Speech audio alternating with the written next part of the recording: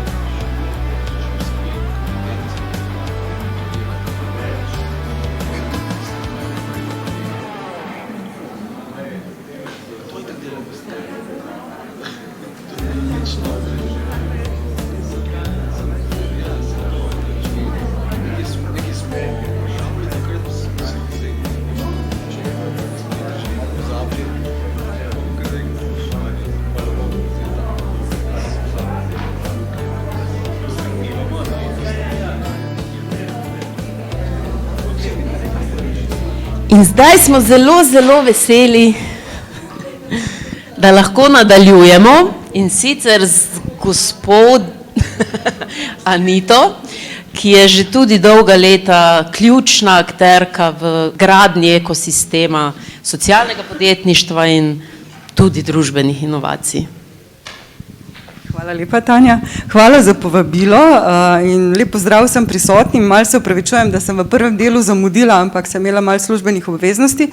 Kot je že Tanja rekla, sem Anita Hrast, prihajam iz IRDO inštituta za razvoj družbene odgovornosti. Skoraj sem rekla iz Maribora, ker smo bili 16 ali 17 let skoraj v Mariboru, zdaj smo pa že prvo leto v Ljubljani, ker sem se tudi jaz preselila tja, ampak z mano pa je Mariborčanka, moja sodelavka, magistra Simona Roškar, s katero so ustvarjava predvsem usposabljanja za zeleni prehod, bom rekla, in transformacijo zeleno v podjetjih in drugih organizacijah. Kaj vam bom danes predstavila? Malo naš inštitut, IRDO, kako je nastal, v bistvu tako, da so rekli pred 18 leti, da če imam res tako željo, da bi nekaj tazga država Slovenija naredila, ne pa sama najprej začnem nekaj delati. No, in tako sem začela in zdaj pač še vedno smo. Mi rečemo, da smo vodilna slovenska organizacija za to področje, ker smo res najstarejši, mogoče so nas pa po denarju že drugi prerasli, tako da ne bom se hvalila, da smo najbogatejši, ker nismo.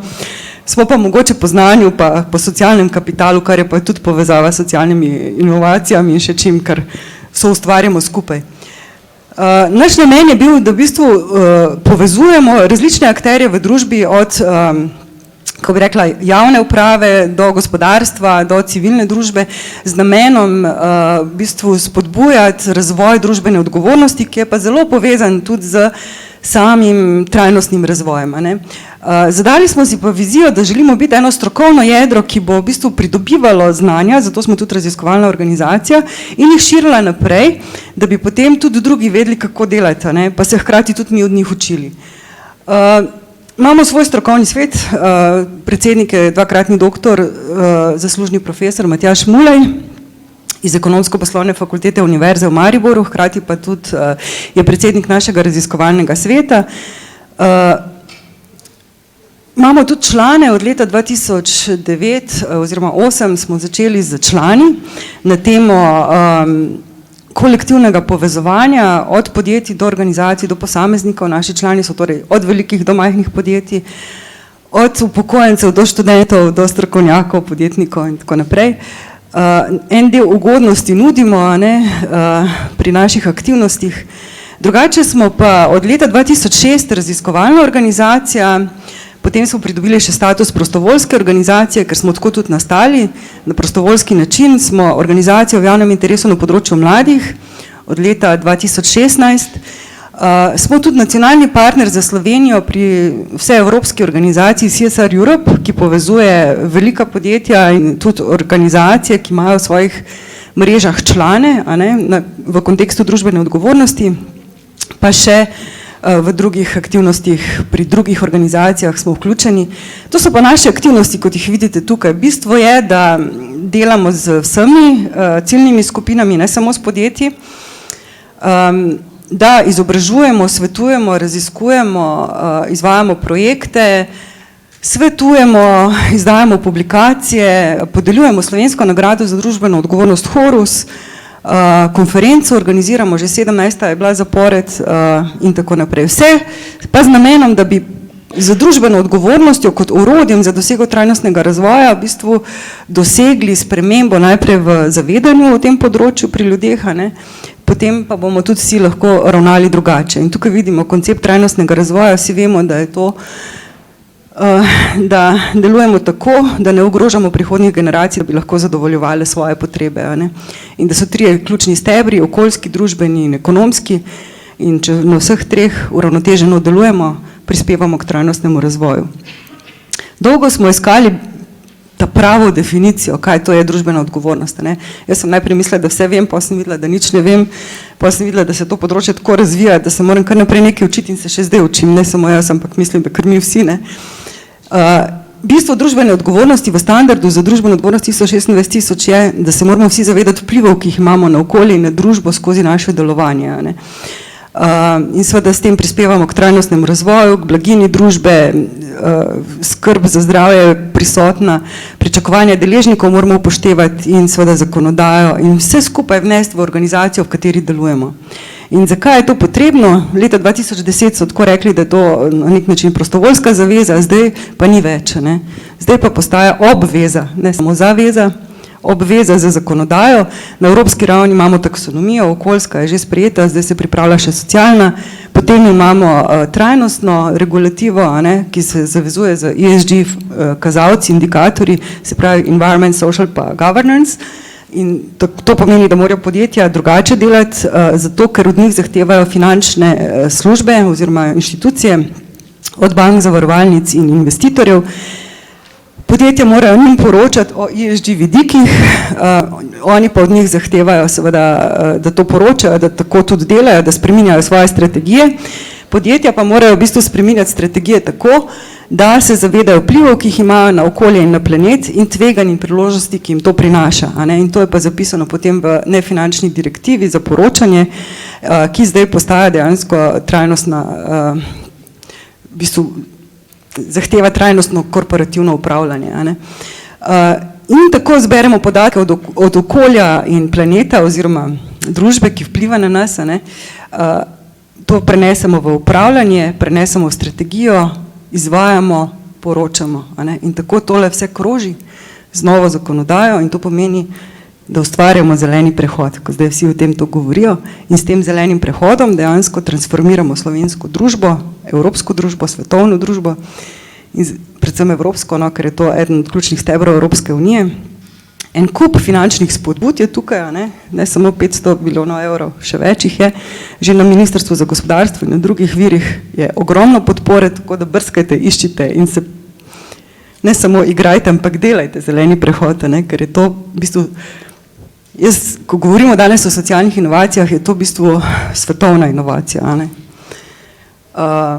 socialna, v bistvu se spreminjamo, čeprav nam je težko, se na ta način dejansko moramo spreminjati in odgovorno do končnih porabnikov in transparentno poslovati. In to mi dve z Simono učiva na našem usposabljanju za pridobitev certifikata Strateg za družbeno odgovornost in trajnostni razvoj, na drugi stopnji, na prvi pa za vodjo. In tudi pri CSR Europe vsako leto soorganiziramo na temo izobraževanja, usposabljanja, okrogle mize. To je tak vseevropski summit na temo SDG-ov, se pravi Social Development Goals, agende 2030, in to je nekaj naših blagovnih znamk kot IRDA, in nekaj naših spletnih strani, vabljeni, da nas obiščete. Tudi za mlade smo delali, model M Slovenija, smo bili zelo uspešni, Horus pa je nagrada, ki smo leta 2009 prvič podelili z namenom, da bi že takrat začeli transformirati slovensko gospodarstvo, da bi spodbujali dobre prakse na temo družbene odgovornosti in povezovali te, da bi še drugim pokazali z vzorom, kako lahko delujejo drugače. In gre za to, da smo z enim takim vprašalnikom pomagali podjetjem analizirati stanje, v katerem so, da so videli, kaj manjka, v kontekstu družbene odgovornosti v skladu z standardom ISO 26000 in drugimi orodji, kot so GRI, tudi merjenje družbenih učinkov in še kaj drugega. In zdaj je to že kar preraslo v več kot 200 nekih prejemnikov naših priznanj in nagrad. Na tem spletnem mestu vidite tudi zbornike, vsakoletne nagrade delata Marko in Marika Pogačnik, Marko je akademski kipar, so unikatna dela, vsako leto so seveda drugačne, vedno pa na kamnu. Nagrada je stara že 14 let, vsi finalisti dobijo priznanja, nagrade pa najboljši v kategorijah. To je zaslužni profesor Matjaž Mulej, dvakratni doktor, to pa njegova žena, ki je žal preminila pred kratkim, Ivka, ampak pomemben steber za njega in za vse nas je bila. To so vtisi ena od podelitev, od velikih do majhnih podjetij, tudi novinarji so dobili že naše nagrade, marsikdo, v glavnem, tam vidite Ano Volk, potem od Prave ideje, če se spomnite oddaje, Edita Jurček, Novak, ja. Tako, različne sestave smo. No, tole pa so izobraževanja, prva naša, ki smo jih začeli 2016, ko smo videli, da moramo naučiti ljudi loviti ribe, če hočemo, da bodo znali spreminjati modele noter v organizacijah. Ti rabiš vsaj enega svojega človeka, ko dobro pozna organizacijo, da lahko organizacijo spremeni, ker jaz kot zunanja ne morem nič, če nekdo noter noče. No in to je prvih 6, ki je dobilo naše certifikate 2016 in od takrat naprej nas je zdaj že 259, mislim jih je, ki so to pridobili. To je na prvi stopnji vsebina, kar predavamo, vse poteka online, začeli smo pa najprej v živo, pol nas je pa korona prisilila, da smo šli na online, zdaj je tako ostalo. To je prvi dan, drugi dan, nekaj na posnetkih tudi, nekaj nalog morate narediti in seveda na koncu tudi izpit. In to je tretji dan, ki ga Simona vodi, pogledamo tudi poročanje, in ponavadi od poročanja gremo nazaj na strategijo, ko mora človek nekaj poročati, pol mora iti pogledati, kako se sploh strategija naredi. In naš Horus v bistvu pomaga delati te strategije, najprej analiziraš, kje si, vidiš, kje si. In Horus smo spremenili tudi še, oziroma letos prvič smo dali kategorijo še za certifikate, ki pa je netekmovalni del, tako da imamo že 3 prijave za certifikate in ker smo se povezali s TÜV Avstrija, in smo ugotovili, da že imamo res dobre temelje za to in certifikati so tudi. In to je pa ta izobraževalni certifikat na prvi stopnji, kaj mora v bistvu nekdo narediti. Je praksa, je teorija, je izpit. Ampak pol to ni bilo dovolj, tam dobiš eno tako široko znanje od globalnih usmeritev do nacionalnih usmeritev, do kaj treba v praksi narediti, do katera orodja vse uporabljati. Pol pa moraš to začeti sediti, v svoji organizaciji, da bo nekaj zraslo.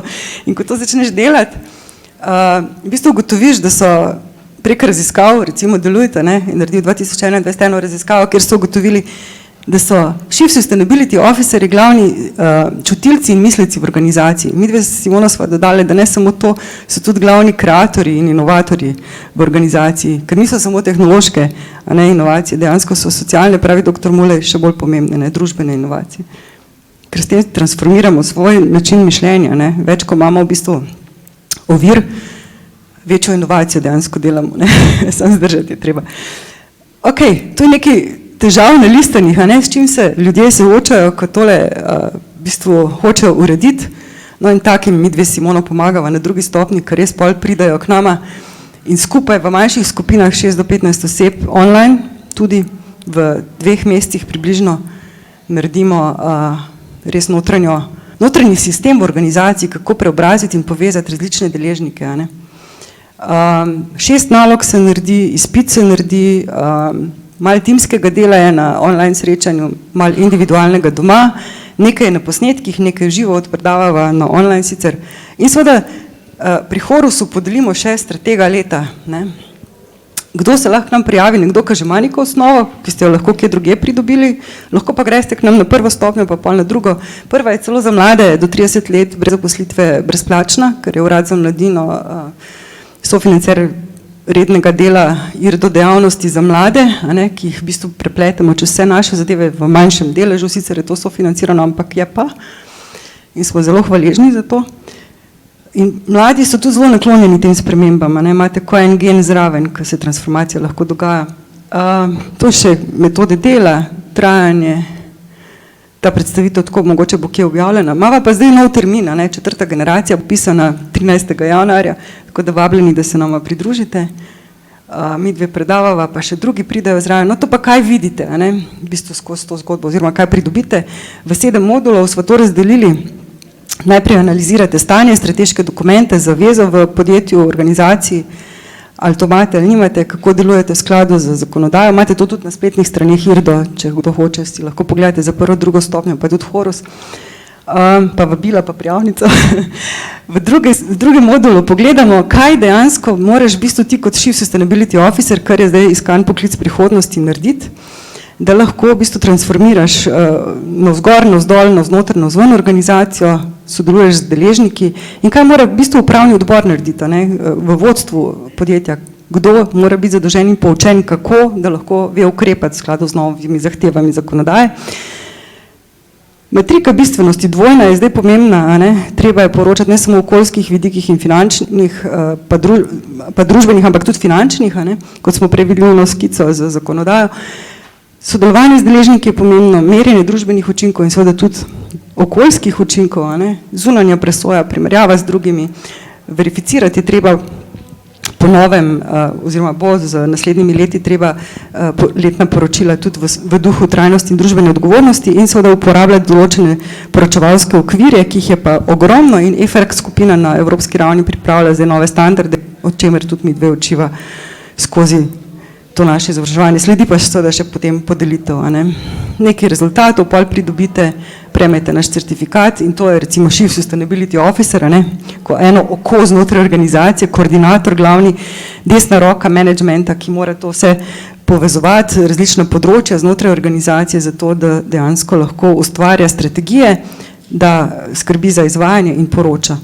No in iz Lidl Slovenija je bila lani Saša Vidmar, strateginja leta, ki je najboljše upravlja usposabljanje in letos čakamo na novega stratega ali strateginjo in seveda smo vseh vizionarjev, naprednih ljudi zelo veseli, ker vemo, da ste pol sposobni tudi transformirati organizacije, družbe in seveda brez srca nič ni, tudi nas ni, če nam ne bije srce. Kaj še delamo? Se pravi, ta certifikat, ste vabljeni na IRDO konferenco, če bi želeli kak avtorski članek predstaviti, ste vabljeni naslednje leto, junija bo, kmalu v decembru predvidoma bomo objavili Call for Papers, lahko ste pa tudi samo udeleženci in vse zbornike brezplačno najdete na našem spletnem mestu, spletna stran ni najboljša, je pa zelo bogata, in zaradi tega, ker je toliko bogata, imamo težavo preseliti na novo, ampak bomo. Strategiji, to smo že rekli, pa osnovni certifikat IRDO Mozaik revijo tudi najdete na našem spletnem mestu v rubriki Založništvo, pa lahko nam namenite 1% dohodnine, če niste komu bolj potrebnemu že dali. ne? Da ne bo se državi ostalo.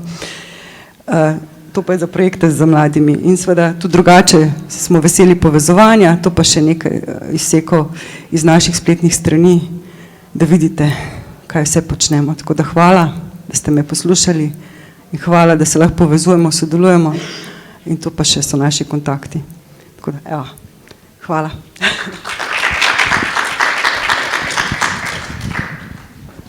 Hvala, Anita. Nadaljujemo pa na drugem koncu Slovenije. Zelo smo veseli, da je danes z nami tudi predstavnica ekosistema, torej z Maribora, Mateja Krničnik, ki nam bo pa predstavila dva projekta, kjer so tudi torej v Mariboru in okolici gradili ekosistem družbenih inovacij in socialnega podjetništva. Hvala, Tanja, za povabilo in najavo, pa ne čisto iz drugega konca Slovenije. Ne? Anita je malo še je Mariborčanka, ne? Torej, Maribor, Podravje.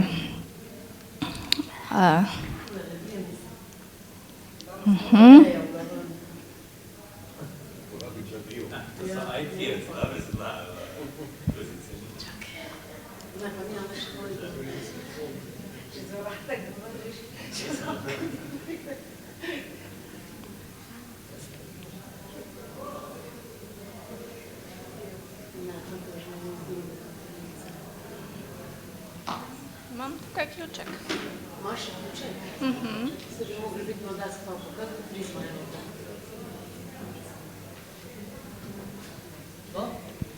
Ok, hvala lepa. Tanja je rekla, da bo prezentacija na tistem zaslonu, kjer lahko tudi kaj rišem, pa premikam. Sem rekla, ne, hvala. Ker bi zagotovo imela podobne težave. Ja, prihajam iz fundacije Prizma.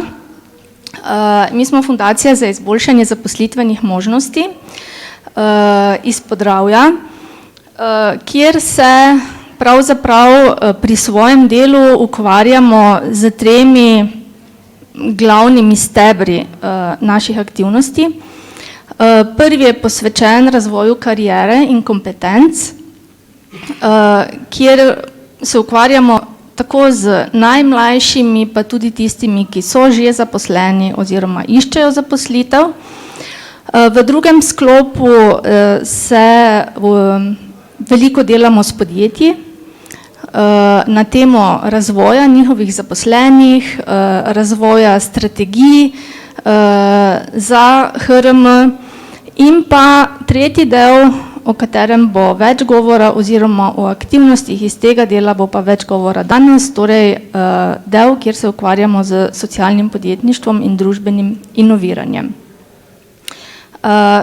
Večino svojih aktivnosti izvajamo preko projektov in danes smo že slišali veliko o projektih. Slišali smo tudi že veliko nekih orodij, programov, ki smo jih vsak v svojem projektu ustvarjali na podobne teme in bi si želeli, nekoč smo že vzpostavili eno tako povezovanje, kjer smo si tudi te stvari malo delili med seboj. Kajti prepričana sem, da karkoli naredimo, je mogoče iz malo drugačnega vidika, malo drugačni fokus in bi vsi lahko se drug od drugega še kaj naučili. Tako da jaz sem se z veseljem danes zjutraj že na Social Bee usposabljanje vpisala. Sicer nisem mogla dobro dostopati do modula, ampak bom to že rešila in bom z veseljem tudi program opravila. Ja, pri vseh aktivnostih, ki se tičejo družbenega inoviranja in tudi socialnega podjetništva, smo tudi danes že videli, ne, spiralo družbenih inovacij in nekako po teh korakih veliko aktivnosti in projektov tudi izvajamo.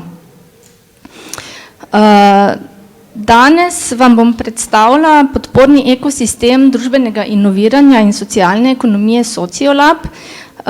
In sicer gre za projekt, ki smo ga sicer kot projekt zaključili, partnerji pa ostajamo povezani v mreži kot člani podpornega okolja in nadaljujemo z v bistvu to našo vizijo in misijo podpirati socialna podjetja in tudi družbeno inoviranje v našem okolju.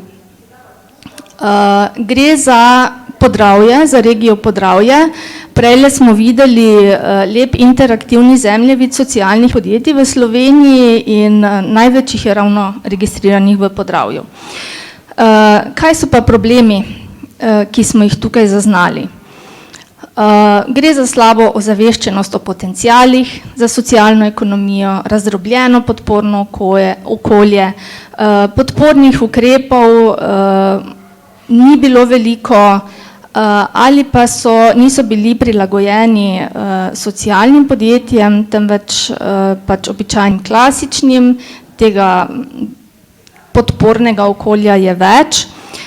Primanjkuje pa tudi znanj in spretnosti ter kompetenc za spodbujanje družbenih inovacij in za podporo socialnim podjetjem. Torej, tukaj so bili naši začetki iz problemov, izzivov, ki smo jih zaznali v naši regiji. In sicer so se s tem soočali tako obstoječa podjetja, torej socialna podjetja in tudi zadruge, in drugi, bom rekla, subjekti socialne ekonomije, prav tako posamezniki, iniciative, ki so imele neke družbeno inovativne ideje in pa seveda lokalne skupnosti, ki se soočajo z družbenimi problemi, potrebami in izzivi na terenu v njihovih lokalnih okoljih. Naša rešitev je pravzaprav referenčno podporno okolje za organizacije, za podjetja, pa tudi za iniciative, posameznike na področju socialne ekonomije, kjer lahko vsak dobi priložnost, da uresniči to svojo idejo, ta svoj podjem s pozitivnim družbenim učinkom. Zdaj v samem projektu Sociolab smo začeli z ideacijo, potem ko smo videli, kaj so problemi in izzivi, in nekako od prve ideje do tega, da smo projekt umestili v okvir dogovora za razvoj regije, minilo, mislim, da kar 5 let. V tem času pa se nas je povezalo okoli te ideje 11 organizacij iz regije, ki smo želeli vzpostaviti neko podporno okolje, zato da bi krepili potencijale posameznikov, iniciativ, skupnosti in seveda spodbudili razvoj socialnega podjetništva in družbenega inoviranja. Že skozi samo pripravo projekta smo razvijali v bistvu to idejo, ta model, ki smo ga seveda ves čas tudi izpopolnjevali. Uvajali izboljšave, ker smo sproti, projekt je trajal 4 leta, ugotavljali, kaj je v redu oziroma kaj bi bilo treba še izboljšati, spremeniti in nenehno povezovali te izkušnje pri izvajanju aktivnosti v drugih projektih na tem pač podobnem področju.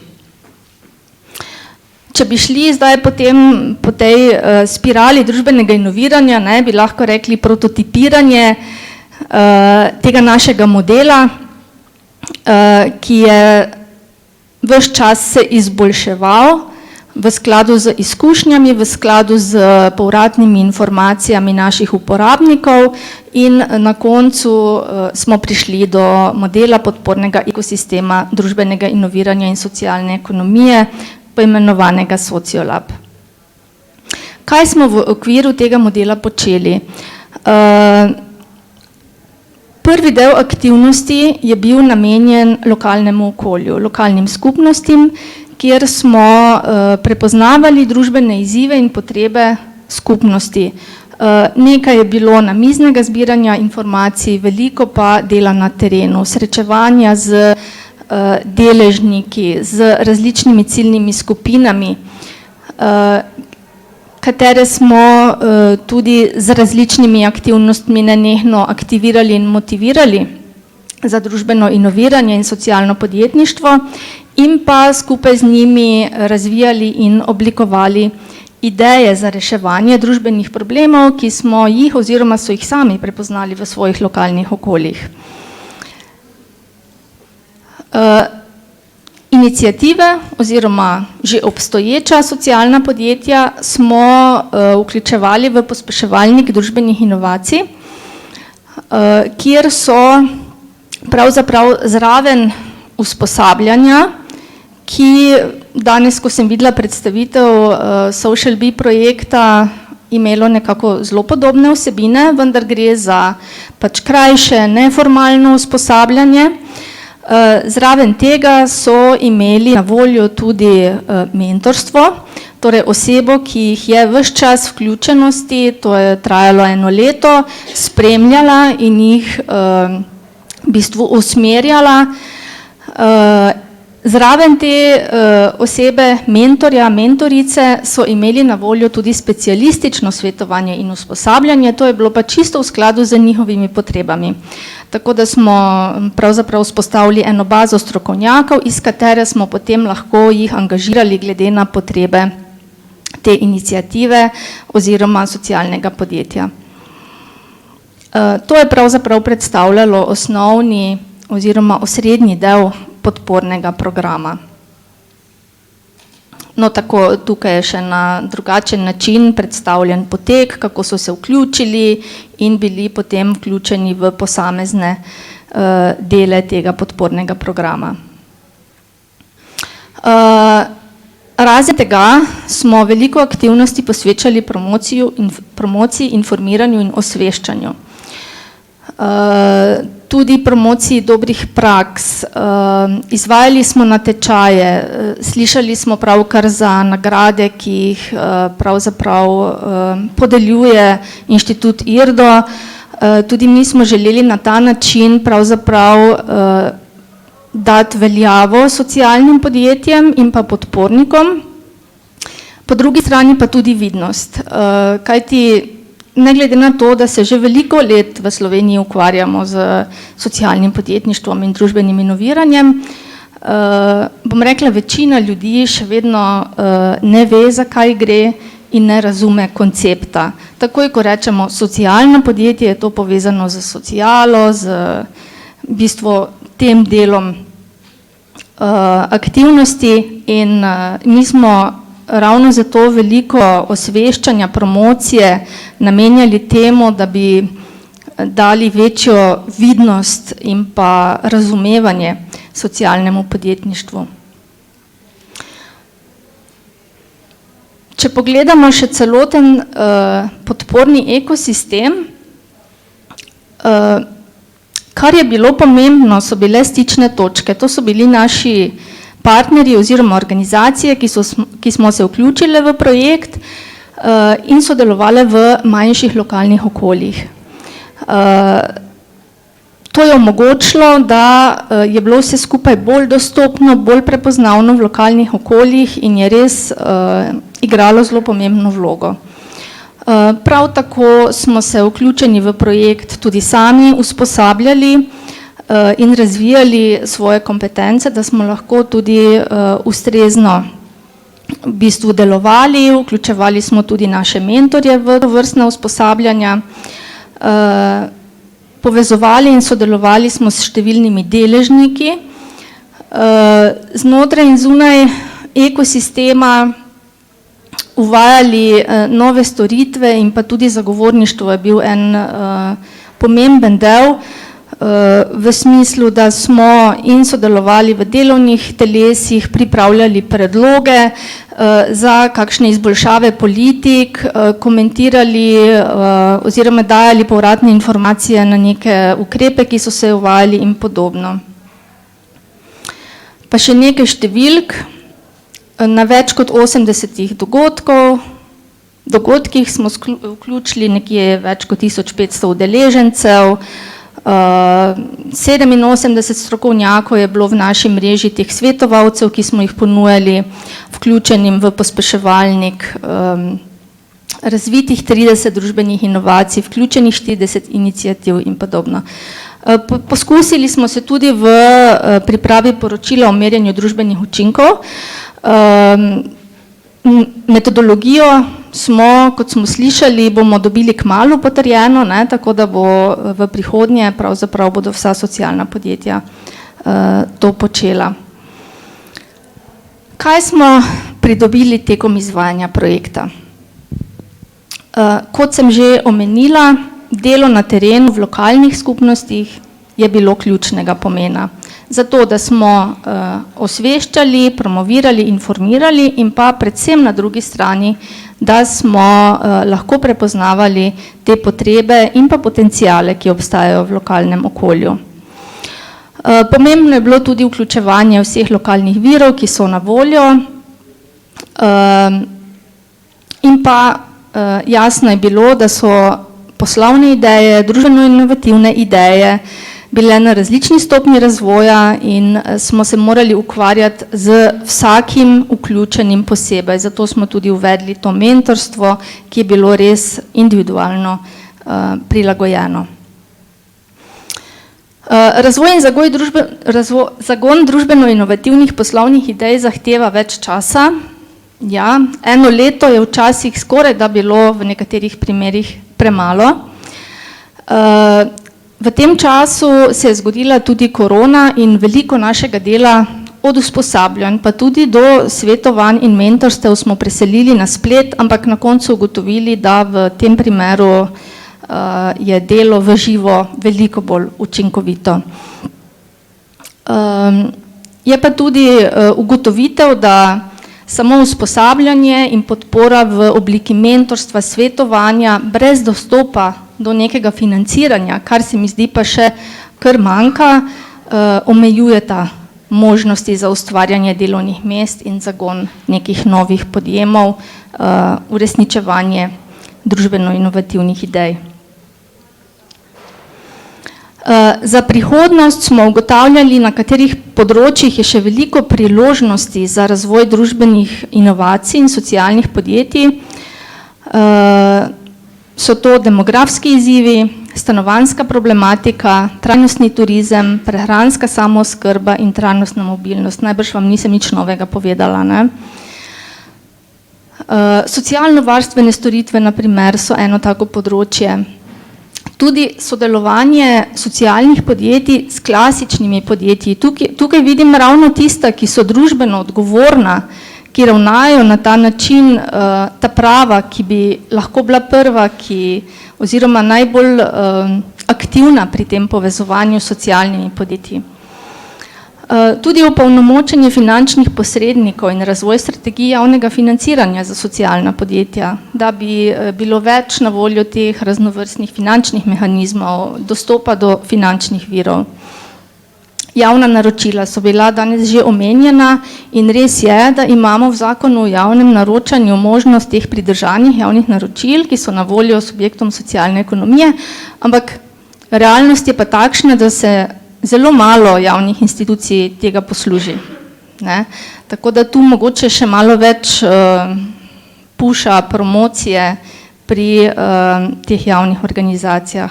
In pa seveda merjenje družbenih učinkov, kajti velikokrat se socialna podjetja ne znajo ali pa bi lahko bolje predstavila, kaj je tisti njihov vpliv, doprinos k družbi.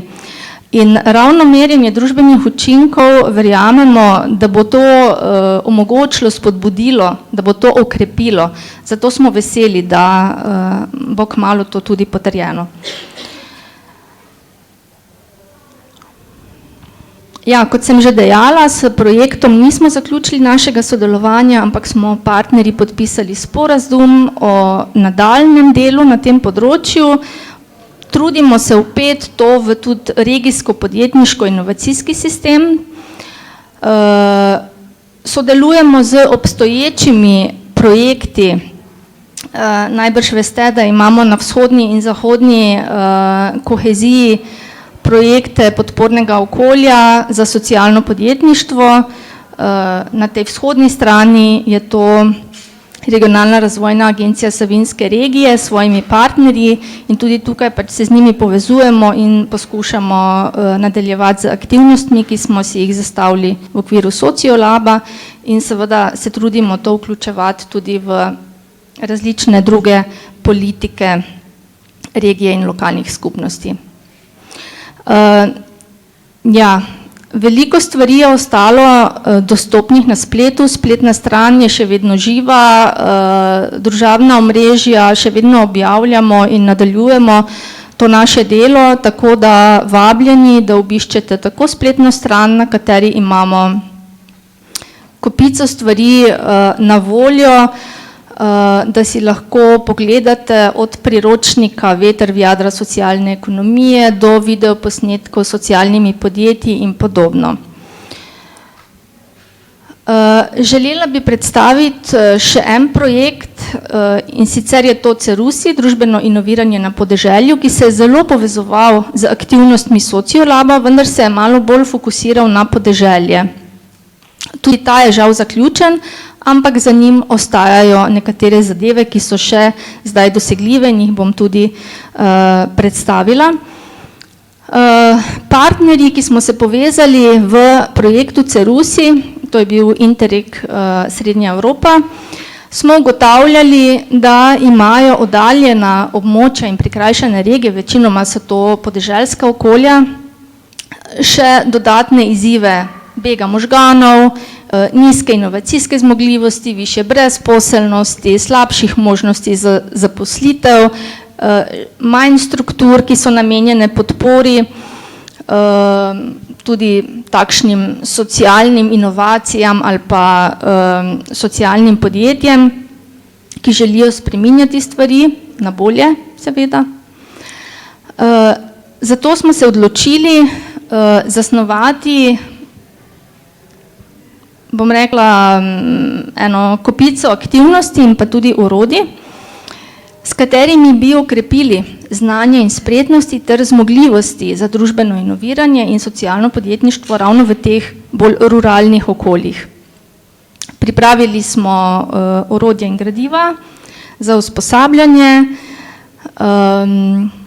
tudi en postopek pridobivanja idej za zbiranje perečih izzivov in izvedli pilotne laboratorije.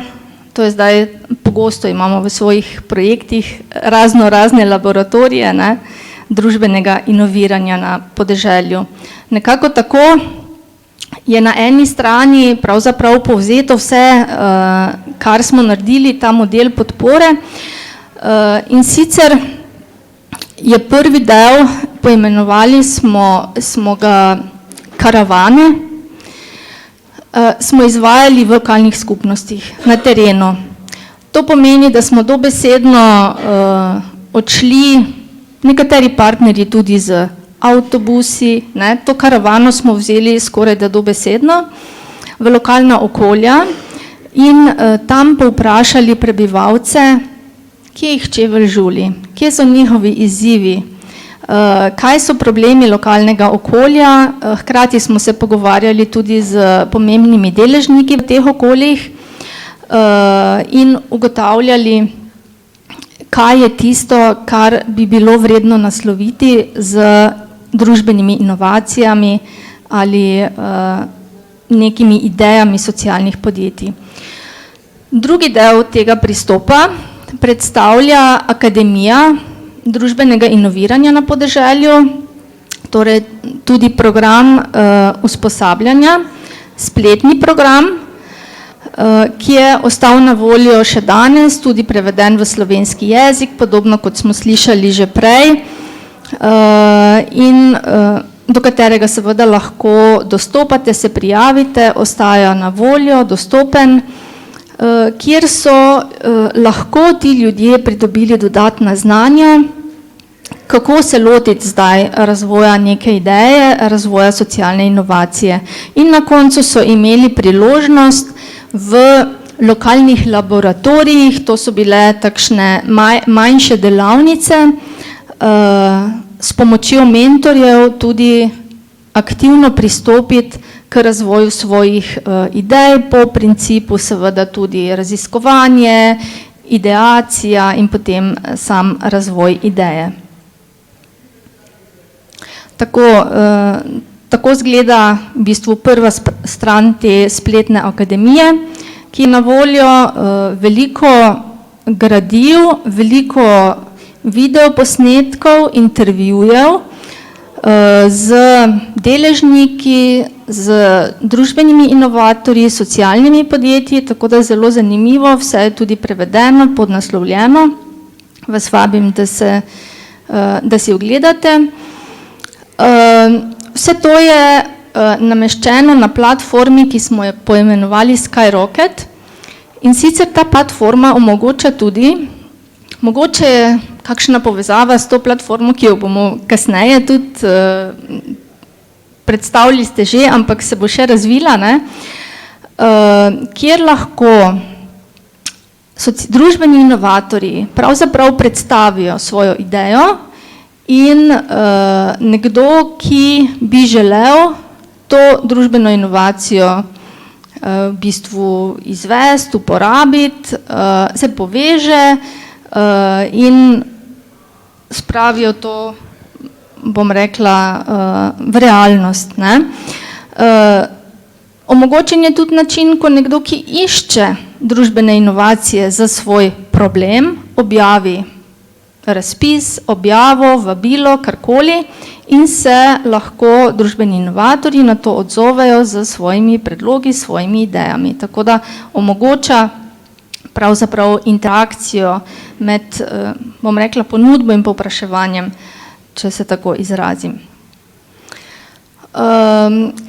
Eno od orodij je tudi priročnik za družbeno inoviranje, ki smo ga poimenovali Kuharska knjiga in v katerem v bistvu lahko tudi vidite, kako je potekal ta proces v naših laboratorijih in s čim, na kak način si lahko pomagate v lokalnih okoljih, če želite nekaj podobnega tudi sami izvesti. In pa na koncu bi želela omeniti še participativni proračun v Mestni občini Maribor. To je pa tudi družbena inovacija, pri kateri smo sodelovali, v smislu, da smo skupaj še seveda Mestno občino Maribor in nekaterimi drugimi organizacijami omogočili to spletno izvedbo, bom rekla, participativnega proračuna, kar pomeni, da občina vključuje svoje prebivalce, da lahko s svojimi predlogi, idejami, pobudami sodelujejo pri tem, kako bo občina svoj denar porabila za razvoj v lokalnem okolju in za boljšo kakovost življenja v mestu. Poznate participativni proračun? Ja, večina ja, ne? Moram povedati, da je letos že drugo obdobje, prvi je potekal v letih 2020 do 2021, ko je Mestna občina Maribor se odločila, da bo 500 milijona iz svojega proračuna namenila temu, da z njim lahko, bom rekla, upravljajo občani, seveda preko svojih idej. Ne? Letos se je začela že druga kampanja za leti 2023 in 2024 in tokrat je občina namenila enkrat več denarja, torej 1 milijon. To pomeni, da je tako občina bila zadovoljna s tem načinom participiranja občanov in razvojem v svojem mestu, kot tudi sami občani. In teh predlogov, idej je vedno več. Torej, na voljo imajo preko te platforme, da v določenem obdobju predlagajo ideje, da potem tudi občani med sabo v bistvu glasujejo, katere ideje so najboljše in katere so tiste, ki bodo mestu največ doprinesle. In ko so te ideje izbrane, torej do višine proračuna, torej v tem primeru do višine 1 milijona, se v naslednjih 2 letih prične z njihovim izvajanjem in občani spet lahko preko platforme spremljamo, na kateri točki je izvedba, ali se je že začelo, ali je nekje na sredini, je že zaključeno in je potem tam na voljo tudi poročilo, kako je bilo to izvedeno in to realno tudi v svojem okolju vidimo.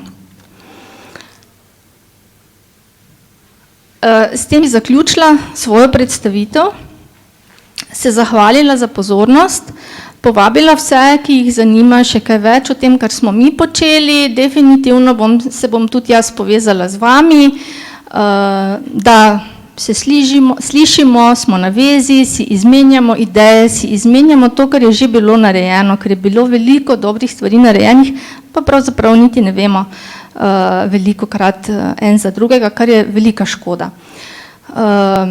Hvala, da ste me poslušali in pa še za konec, jaz mislim, da nihče ne more narediti vsega, vsak pa lahko naredi nekaj, en košček k temu, da bi bilo na svetu boljše, da bi šli v smeri trajnosti, družbene odgovornosti in tako naprej. Hvala lepa.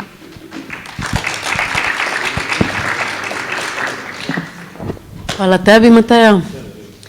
In še zadnja predstavitev je pred nami in sem res zelo vesela, da imamo tudi iz Celja predstavnike, namreč David Razboršek in Barbara Kos, zavoda Vozim.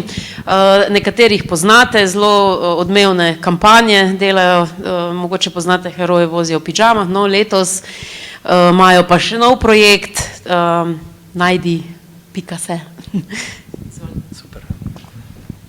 Pa se vam odkole. Pa grem ti, ale, ko sem bil sem.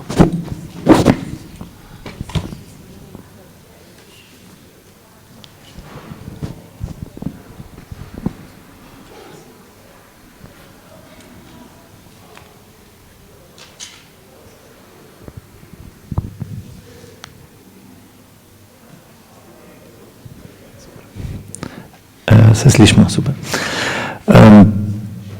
Jaz bi probal danes odgovoriti na to, no, mogoče kako smo v bistvu mi kot organizacija iz nekega klasičnega marketinga prišli na področje socialnega marketinga, marketinga družbenih sprememb in kakšne spremembe nam uspejo dosegati.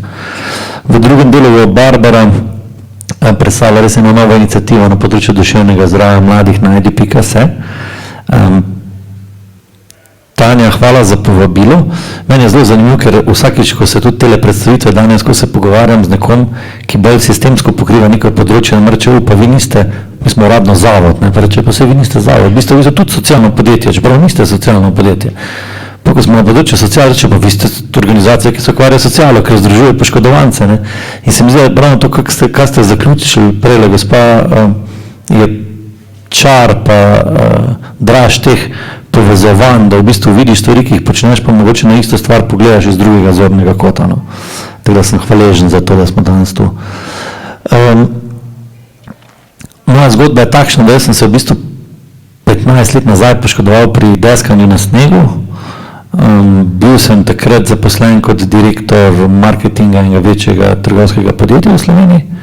Imel sem to srečo, da sem se v bistvu zelo relativno hiter po nekih 7 mesecih vrnil nazaj in delal naprej stvari. Pa so me pa v nekem trenutku v društvu paraplegikov jugozahodne Štajerske, skratka z tega območja povabili, če bi sodelovala zraven projektu zbiranja sredstev za kombi vozilo.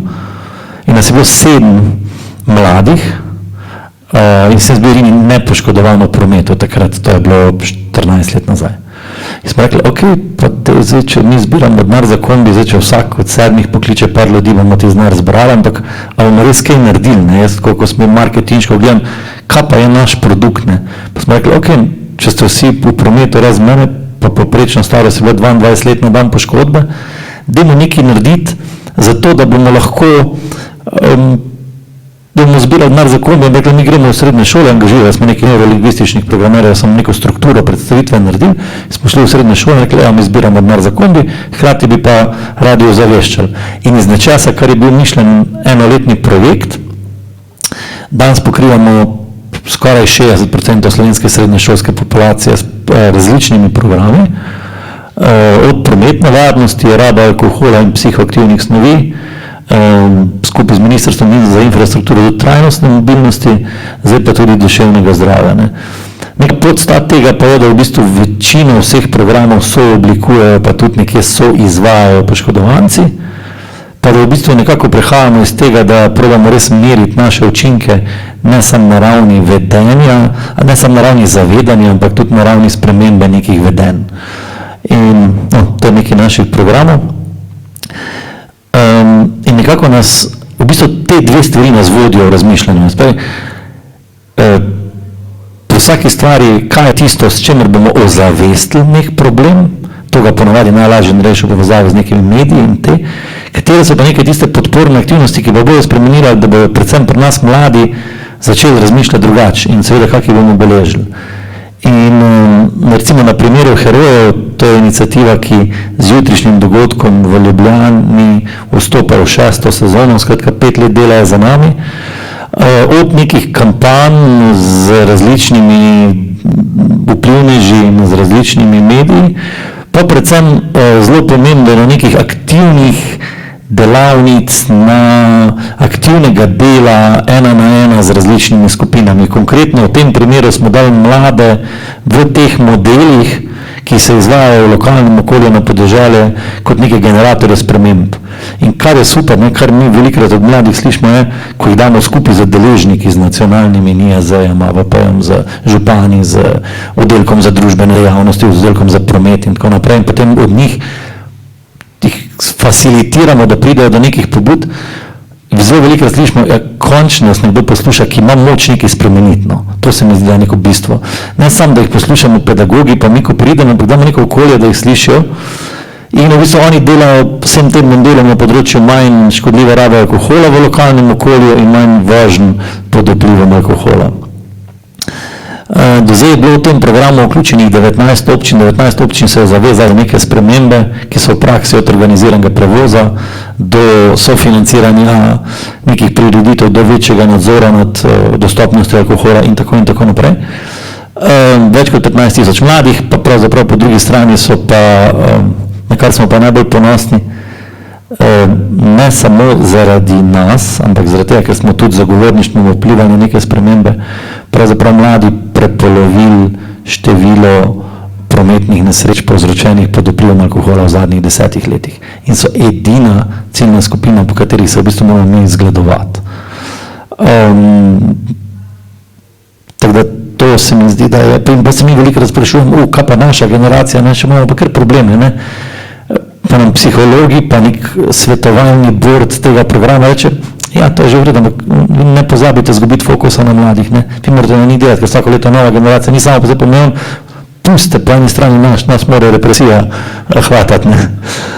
Tako da v bistvu se vidi, da se da in tudi nekaj mednarodnih nagrad, med katerimi smo poleg komunikacijskih najbolj ponosni kot najboljša iniciativa v 5-letnem obdobju na področju prometne varnosti v Evropski komisiji, no? V Evropski uniji. In mogoče, če bi, zakaj sem vesel, da smo danes tu, zato ker na eni strani delamo v praksi zelo veliki, izhajam iz podjetja, iz prakse, po drugi strani, da vidim, da vsemi temi nekimi okolji tudi vplivamo na mlade, da drugače razmišljajo in tu imamo še veliko priložnosti. Mi smo iz te prometne varnosti, pa iz teh nekih modelov šli v model tudi trajnostne mobilnosti skupaj z Ministrstvom za infrastrukturo in smo razvili zelo podobne stvari, da se na različnih območjih z mladimi pogovarjamo različne stvari, tam, kjer je dober javni potniški promet, ene druge teme odpiramo kot tam, kjer je slab promet. Skratka, cilj teh trajnostnih mobilnosti pa je, kakšne so alternative avto in kako jih uporabljati. V tem času dela z mladimi v teh 14 letih se je pa velikrat tudi, ko so naši poškodovanci, ne, ki so eni pomembnih izvajalcev teh programov, prišli v šolo, ne, pa so rekli velikrat šolniki pa pedagogi, zakaj pa vi ne delate več na neki motivaciji, ne. Pa se nam je to zdaj vedno težje, zdaj so nas pa te zadnje številke spodbudile, da naredimo eno zadevo. In mogoče pri vsem tem je skupno še ena stvar, ki je podstatek, zakaj nam na sociali rečejo, vi pa delate socialne stvari. Ker če hočeš zgodbo deliti s komerkoli, ali pa če hočeš biti nek facilitator, tako so naši poškodovanci, prva stvar je sprejeti odgovornost za to, v kakšni situaciji si, pa bodi si, da je za neko nesrečo bila tvoja odgovornost, ali pa odgovornost nekoga drugega. In pač nam skozi v zadju potekajo, predvsem na tem peer-to-peer usposabljamo neke peer mentorje, ki delajo z poškodovanci, zaradi tega, da v bistvu lahko funkcioniramo naprej. In še ena stvar, predam besedo Barbari. Jaz veliko dačem, da sem zelo vesel hvaležen, da živim v Evropski uniji, ne? Zaradi dveh stvari. Prvo je, ko vidim, kakšne možnosti mladi imajo, kakšne skupne možnosti jim so ustvarjamo. Po drugi strani pa tudi, ko vidim, kako je na zadnje sociala poštimane in kakšne so tudi zaposlitvene možnosti invalidov, pa različnih ranljivih skupin, ne? In kjerkoli potujem po svetu, pa kar nekaj potujem, Se vedno, ne samo zaradi narave, ampak predvsem zaradi teh dveh stvari rad vračam, ker se mi zdi, da smo čist premalo hvaležni za to, v kakem okolju živimo, kakega se v bistvu soustvarjamo. Tako da zdaj pa mogoče ta iniciativa Najdi.se je naša Barbara, ki je z nami tudi že več kot, prej smo se pogovarjali 9 let, tako da ja. Izvoli Barbara.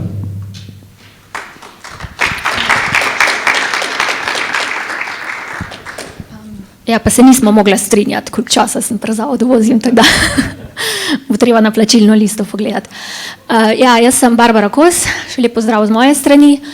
Jaz sem vodja projekta Najdi.se oziroma programa, program za pomoč mladim na področju duševnega zdravja. Zakaj duševno zdravje? Eno je, kar je David povedal, mi po eni strani s vsemi našimi preventivnimi delavnicami smo se tako ali tako že nekako dotikali te promocije, pa nekega pozitivnega razmišljanja za spremembe mladih, tako kar pač izhaja iz naših poškodovancev. Potem nas je pa k temu, zakaj se treba naslavljati področje duševnega zdravja med mladimi, nas pa vodijo tudi številke. Sigurno ste tudi sami zasledili v medijih, da je pač na področju duševnega zdravja med mladimi, sploh v tem pokoronskem obdobju, da pač številke so slabe, da je čedalje več duševnih stisk, duševnih motenj. Tule recimo tudi en graf, ki bo predstavljen v publikaciji Health at a Glance. Tam je na sredini Slovenija, sam se tukaj zdaj ne vidi, mislim, da tule not. Glavnem, da so delež mladih z depresijo ali pa simptomi podobnimi depresiji, da so v bistvu v tem po epidemiji korone so zelo narasli. Še nekaj drugih podatkov, to so v bistvu slovenski, pa mogoče čisto na koncu, ko piše, da je med mladostniki je samomor drugi najpogostejši vzrok za nastanek prometnih nesreč, mogoče kot zanimivost, da prvi vzrok so pa prometne nesreče. Tako da tudi, zakaj mi se nekako še vedno primarno dotikamo te prometne varnosti, je pač vezano na te podatke. Zdaj letos smo uradno začeli s programom Najdi.se. Partnerje tega programa sta Zavod Vozim in pa Mladinski center Dravinjske doline, to je iz Slovenskih Konjic. Strokovna pridružena partnerja sta pa NIJZ in pa Univerza na Primorskem, Inštitut Andrej Marušič, kjer imajo tudi en center za raziskovanje samomora. Ta program je financiran strani Ministrstva za javno upravo, so imeli en razpis v smislu za digitalizacijo nevladnih organizacij. Imamo pa tudi partnerje zraven iz gospodarstva, ker to je tudi mogoče posebnost Zavoda Vozim, ko je David tudi omenjal razne te marketinške kampanje, da se tudi veliko povezujemo z gospodarstvom in tu sta Triglav in pa Toyota, oziroma zavarovalnica Triglav. Pa mogoče preden še grem na platformo, da še povemo, kaj je zdaj cilj Najdi.se. Cilj Najdi.se je na nek pozitiven pa motivacijski način pristopiti k varovanju duševnega zdravja med mladimi, predvsem pa destigmatizacija duševnih stisk med mladimi, da bi mladi se o duševnih stiskah, ki jih doživljajo, odprto pogovarjali, predvsem pa v tej neki preventivni fazi, da se v bistvu prepreči neke zdravniške oziroma v bistvu preden je potrebna pomoč zdravnika ali pa preden se razvijajo prav duševne motnje. Zdaj, ko sem omenila, da smo bili financirani na razpisu za digitalizacijo, naša digitalna rešitev, kako mladim pomagati, je bila spletna platforma Najdi.se. Zakaj je spletna stvar?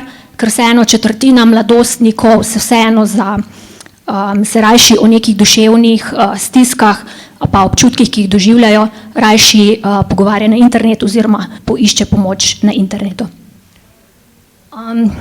Vas vabim, da pol malo pogooglate, ne?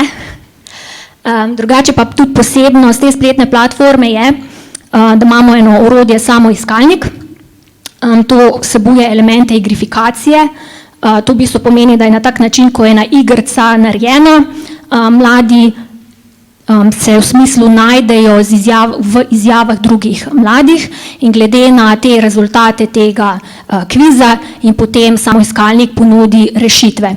Zdaj trenutno so naše rešitve povezave do nekih v bistvu brezplačnih spletnih ali pa drugih svetovalnic, kjer lahko mladi dobijo pomoč pri reševanju njihovega duševnega izziva. pa tudi spletni članki, ki so že na voljo. Mogoče še to, da mi nismo šli v neko, nismo šli delati nekaj, kar že delajo organizacije v Sloveniji, mi smo s tem Najdi.se poskušali mladim na nek bolj privlačen, ni vizualno privlačen, pa zanimiv način zbrati neke organizacije, pa tudi kvalitetne informacije, ki že obstajajo, ampak skozi ta samoiskalnik, se pravi, da jih filtriramo na nek bolj mladim privlačen način. Mlade dosegamo tudi prek Instagram profila Dušozlom. Ta Instagram profil, s tem Instagram profilom upravljajo drugače študente psihologije, zbirajo izjave mladih, s kakšnimi stiskami, izzivi se soočajo in jim glede na to tudi objavijo nasvete. Se pravi, se še na teh socialnih omrežjih dogaja ena destigmatizacija. Na terenu pa mlade dosegamo na delavnicah Najdi.se. Ena ta posebnost delavnic pa je spet po nekem poistovetenju, da se mladi najdejo v nekih osebnih zgodbah drugih oseb, da te delavnice so izvaja znan športnik, pa naš poškodovanec, se pravi ambasador zavoda Vozim. Zdaj bi pa en video pokazala, pa da vidimo, če bo delal.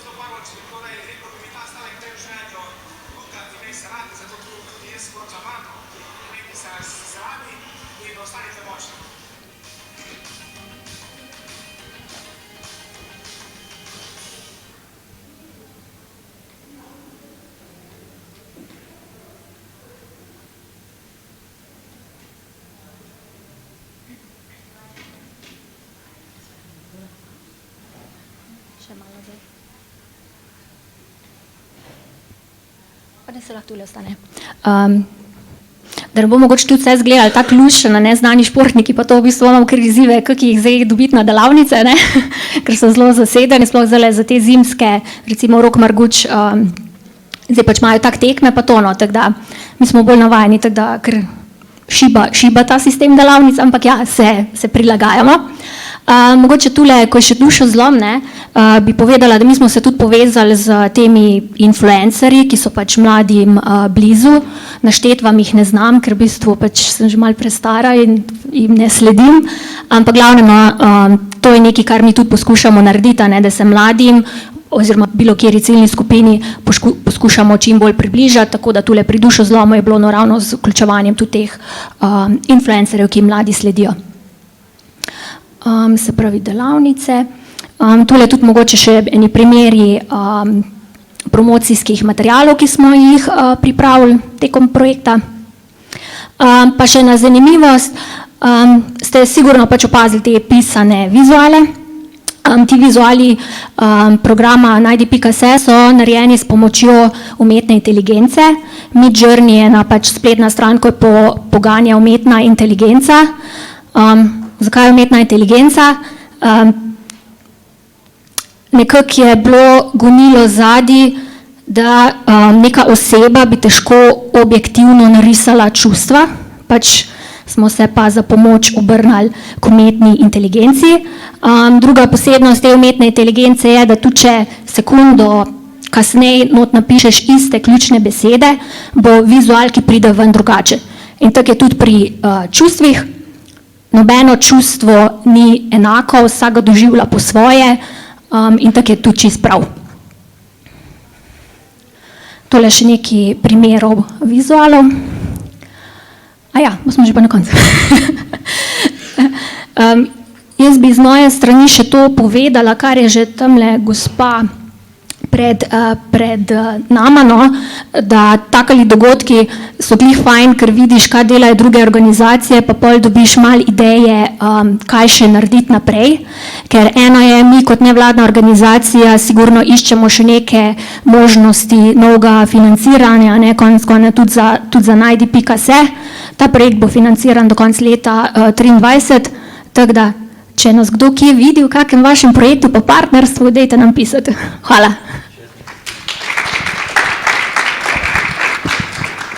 Jaz bi za zaključek še mogoče to dodal. Najprej, da smo imeli tam tako fajno debato s Tadejem, pa smo se pogovarjali okoli nekih možnosti vključevanja različnih deležnikov, strokovnjakov na različnih IT področjih.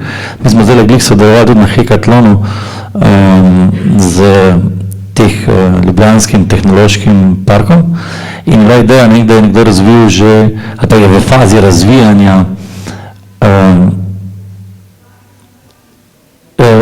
umetne inteligence, ki bo glede na tvoje čustveno stanje ti prilagajala glasbo. Skratka, glasba prilagojena glede na tvoje kriterije in glede na čustvene stiske, ki jih imaš, pa jih želiš reševati. Tako da tukaj se v bistvu odpiramo ful veliko možnosti, ki bi jih lahko zraven vključevali in sem hvaležen, tako da imamo še več takih debat. Hvala.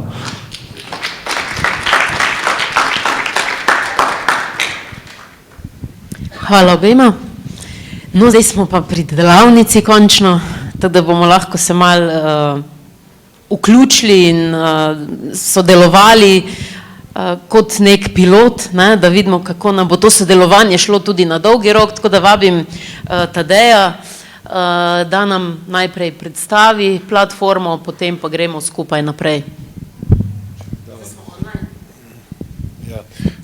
Če bi dala najprej tisti spletni naslov, ko sem ti dal. Ne. Digital Social Innovation Lab. To. Ok. Kot sem omenil v nastajanju, kot čist, rekel, osnovna, navadna spletna stran, na katero pa, kot sem omenil, seveda želimo dodati neki orodji, za katere vemo, da so jih naredili že kateri drugi. Verjamemo pa, da kar dan sem si jih par obstoječih, ko ste jih delali na vaših projektih, zapisal, še marsikaj se pa da dodati. Z dr. Alen Lipešom vam bomo v nadaljevanju predstavila dva taka orodja. Prvo bo Work and Skills platforma, ki jo bo Alen predstavil.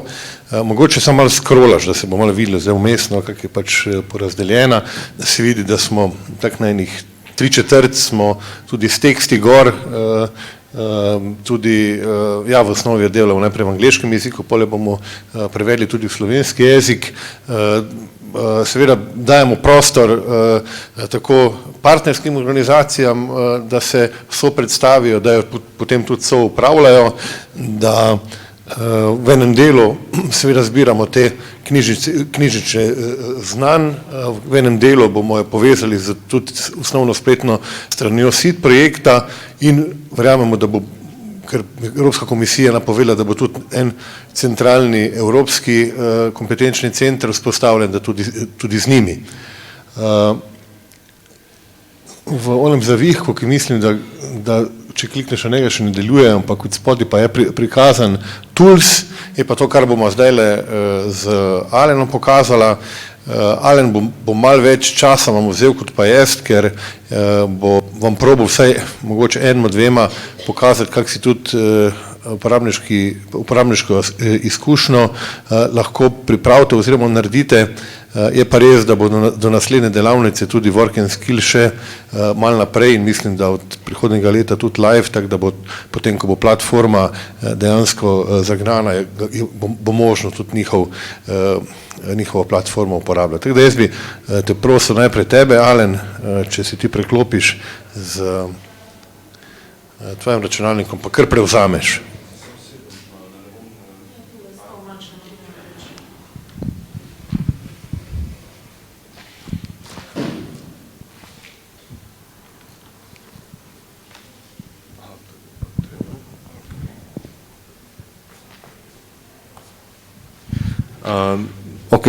Če te govorim, se slišimo, ne?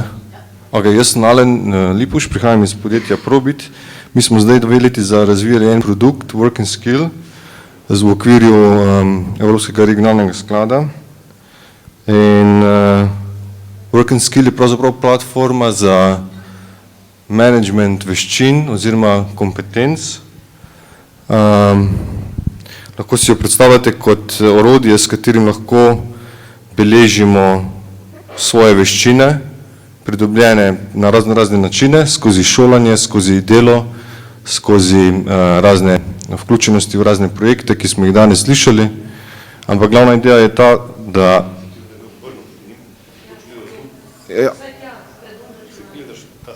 Ja, sem gledam, ja.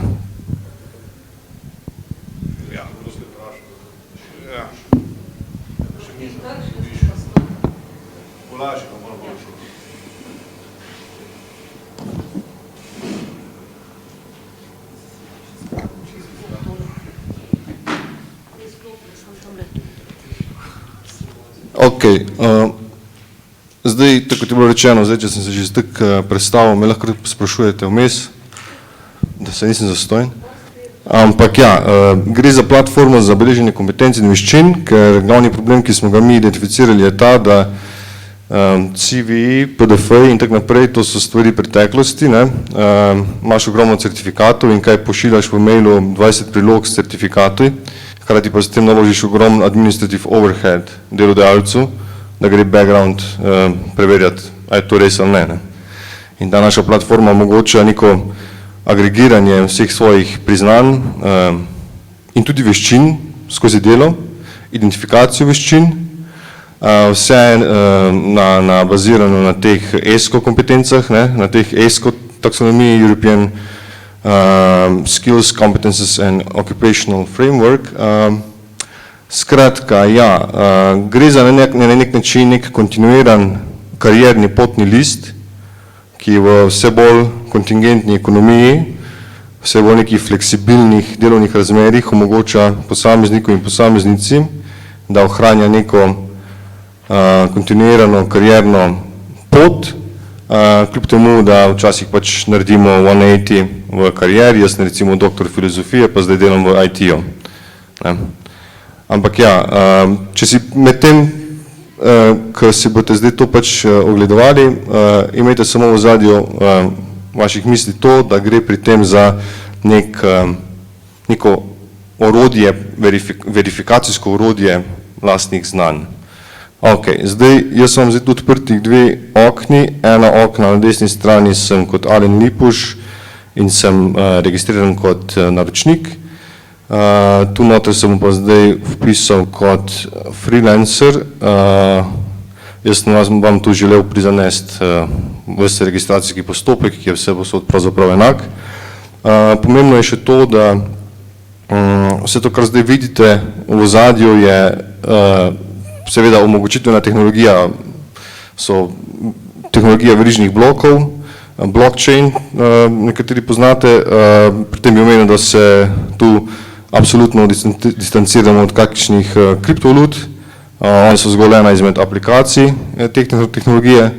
Blockchain pa, nočem biti preveč pokroviteljski, ampak zdaj, če samo na hitro omenim, kaj blockchain sploh je in zakaj omogoča vse te verifikacije, je to, da blockchain je tukaj ena porazdeljena baza podatkov in ko enkrat ti nekaj not zapišeš, ne moreš spreminjati teh podatkov.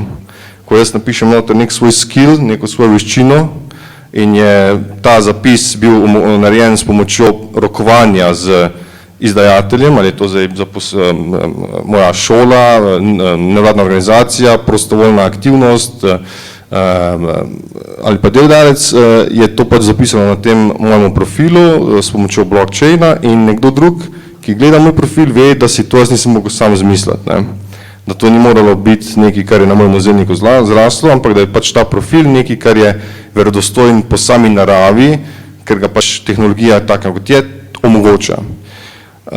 Ok, se pravi, to je neka taka stvar, ki je dobro, da jo imate v zadnji. Ampak ja, preprost workflow je ta.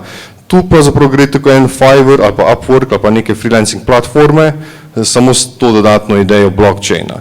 Lahko pa si zamislimo recimo za primere projektnega managementa, da namesto, da govorimo o freelancing platformah, kjer imamo dva deležnika, ki se ne poznara in želita glede na veščine se pokonektati, da imamo pač task management board, Kanban board, ki je opremljen z enako funkcionalnostjo. Ampak ja, želim vam samo to pokazati, recimo preprost workflow, se pravi, jaz sem zdaj tukaj registriran kot freelancer, tukaj sem registriran kot klient, bom šel v svoje delo, recimo bom rekel, ok, jaz bi zdaj neko delo rad iskal, zdaj jaz tipkam z eno roko, tako da verjetno ne bom nekih esejev pisal, ampak recimo, da napišem website,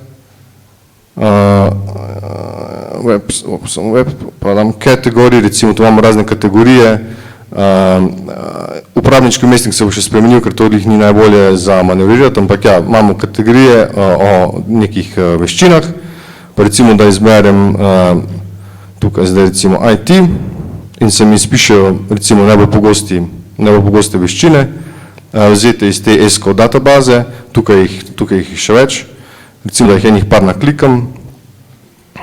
Se pravi, jaz sem zdaj tukaj v fazi, v vašem kontekstu, v vašem primeru nekega project managementa, nekega projektnega vodje, ki razne svoje zaposlene novači, najema ali pa pač nekega delodajalca, ki išče pomoč na spletu. Spet ne bom esejev napisal in bom samo pač nekaj napisal noter. Določim budget, recimo, določim čas trajanja, se pravi, to so čist klasične, to ni nič pretresljivega, ampak pomembno je to, da sem jaz definiral že v samem začetku tega taska skille, te veščine, za katere jaz menim, da so potrebni, da se ta naloga izvede. In čar se zgodi tedaj, ko se jaz kot, zdaj sem jaz recimo to delo objavil in tukaj mislim, da bi zdaj lahko kot freelancer jaz to delo že najdel, evo ga, to je zdaj to neko delo, ki ga jaz kot freelancer iščem in se na njega prijavim. In kaj se bo zgodilo? Recimo jaz lahko zdaj v tem fazi prijave rečem, meni se pa zdi, da so določeni skilli ali pa veščine, ki si jih ti kot delodajalec opredelil, pomanjkljivi in lahko predlagam mogoče analitično mišljenje kot skill, ki je potreben za to delo, ampak zdaj recimo tega ne bom. Lahko se pogajamo okoli drugih parametrov o projektu, višina denarne kompenzacije, časovni interval in podobno, pa recimo, da gremo skozi happy path in bom samo poslal svojo aplikacijo na delo nazaj na temu našemu klientu, ampak poanta je, da zdaj se bo zgodilo to, da bomo midva zaključila ves ta cikl, samo malo, v pogajanju, pa bo on zdaj pogledal proposale, ima od mene ta proposal, zdaj seveda to bi šlo malo bolj temeljito čez, ampak jaz vam želim eno stvar prikazati. on bo zdaj to sprejel in pri koncu tega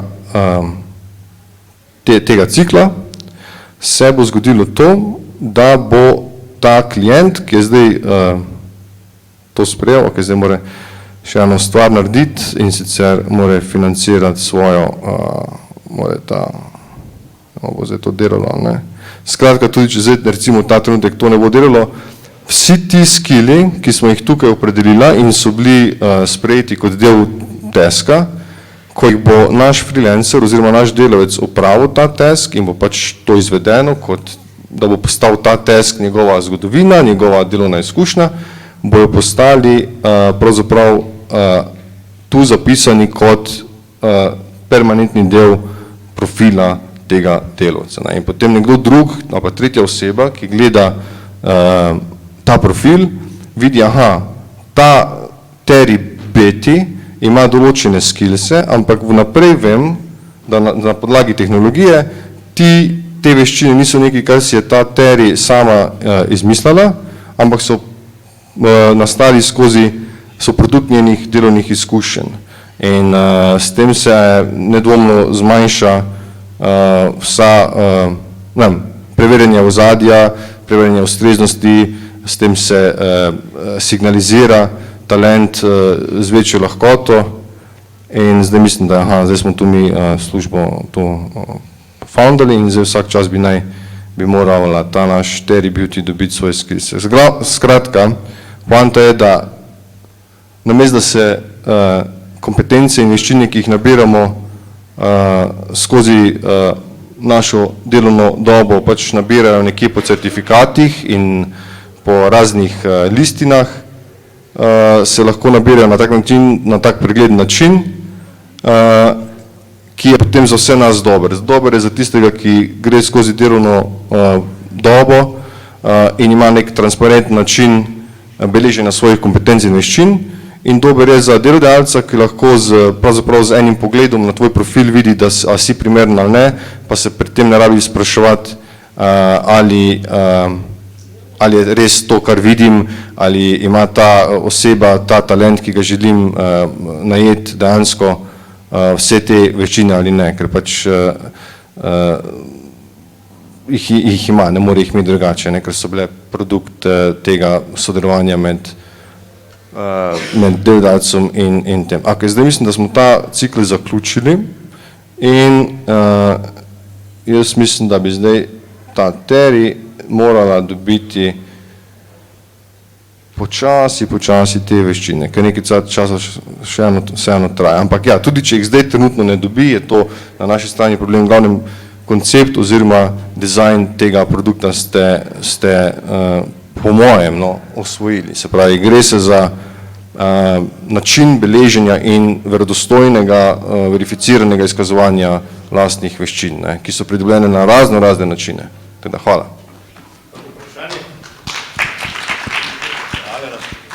Hvala, Alen.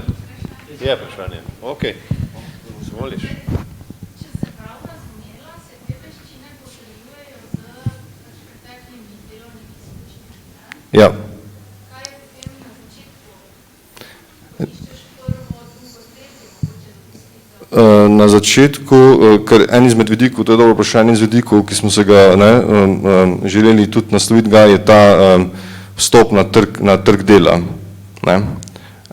In na začetku bi lahko recimo bila v igri razna kvantifikacija delovnih doprinosov, ki pa niso produkt formalnega delovnega razmerja. Ali govorimo o prostovoljnih aktivnosti, ali govorimo o raznih obšolskih dejavnosti, študentsko delo, ali pa preprosto, da oseba, ki si ustvari profil, s pomočjo nas, to pač je treba ročno, predlaga določene veščine, nam preda določene dokumente, listine, ki potem pač moramo mi namesto vseh ostalih delodajalcev pač narediti ta background check. Ampak gre samo za enkratni in se lahko na tak način kickstarta neka delovna karijera posameznice. Background check dela pač kličeš. Ja, to mora biti vse, ne, dovoljeno, ne. Se pravi, ko nekdo zaprosi za neko tako preverjanje, da se vpišejo določene veščine, ki pa niso bile zgenerirane s pomočjo naše platforme, se more vse te GDPR in vse te stvari pač strinjati, ne, s temi. Jaz bi tu sam dodal seveda opcijo potem dodati ene formalne izdajatelje, dobljene formalne izobrazbe, ne. In tu sam dodatek temu, kar je pokazal. V tem primeru ni več tisti naročnik, ki je potrdil, ki je to, ne vem, Fundacija Prizma je izvedla izobraževanje, je ona tista, ki takrat, ko naprimer Tadej klejma, da je bil na tistem izobraževanju, ona potrdi in to kompetenco potem zapiše. Isto je lahko fakulteta, isto so lahko šole, isto so lahko nevladne organizacije, isto je lahko, kar govorimo o področju družbenih inovacij, v tem primeru nek verificiran ali pa tudi priznan izvajalec enih izobraževalnih procesov. To potem v kombinaciji z tem, kar bo potem nadaljevanju predstavil, ta drugo aplikacijo iskanja nekih predlogov družbenih inovacij in potem nadgradnja, pa potem, ko prideš do tega, da dejansko tam si formiraš da pa želiš formirati nek tim z nekimi inovatorji, ki jih ne poznaš, ne, takrat lahko začne že sporedno koristiti work and skill na eni fazi, v drugi fazi pa potem, ko se družbena inovacija naredi, vedno imaš ti verodostojno potajeno, kdo je, koliko, kaj in katere kompetence na enem konkretnem projektu delal in pridobil. Mislim, tudi širši kontekst seveda vsega tega je ta push digitalne identitete, a ne? Da bo pač nosilec vseh teh kompetenc in veščin naš digitalni profil. Zdaj imamo pač raztreščene po privatnih podjetjih, vsi večinoma Google ali pa Facebook, pa se z njim vpisujemo v prihodnosti oziroma v Web3, ki prihaja, bo pač to dejansko nek naš privatni identifikator, ki bo, s katerim se bomo vpisovali v razne strani, spletne strani. Ja, izvolite.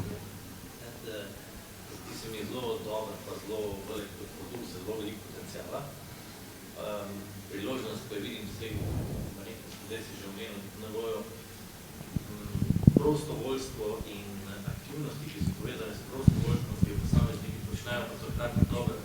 In tam zdaj, da so neki poskusi za nekimi parcialne rešitve, ki bi že lahko bile integrirane v ta del, pa že v Sloveniji do neke mere neke stvari naslavljajo.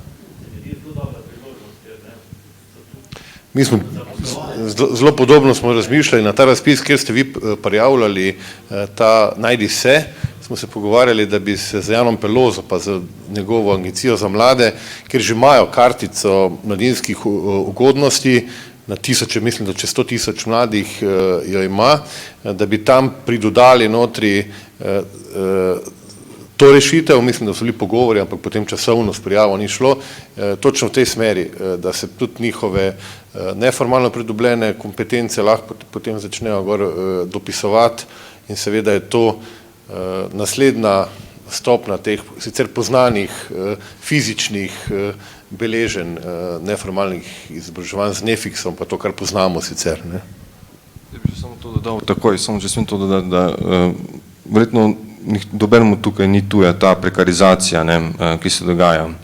In ta prekarijat, ki nastaja je, mislim, jaz nisem zagovornik nekega solucionizma, se pravi, da bi zdaj s tehnologijo rešili vse družbene probleme, nedvomno, ne nazadnje sem humanist, ne. Ampak nedvomno neki taki tuli, neki taka orodja, kot je work and skill, ki omogočajo neko kvantifikacijo tudi neformalnih oblik dela, neko kontinuirano svojo karierno pot, lahko zmanjšujejo to nevarnost tega, da zapadeš neko, da si v prekarni situaciji. Zato, ker tudi, če nimaš formalnega delovnega razmerja, lahko z takimi orodji vseeno beležiš neke svoje delovne aktivnosti in vseeno nimaš nekih gapov v svojem rezumeju, vseeno si lahko verificiran, kot da kljub temu neki delaš, da si neki, hoče povedati, ne rabiš biti vedno plačan za to, da razvijaš svoje delovne kompetence in taka orodja lahko pregledno in transparentno opolnomočijo posameznike in s tem zmanjšajo nevarnost za prekarne razmere.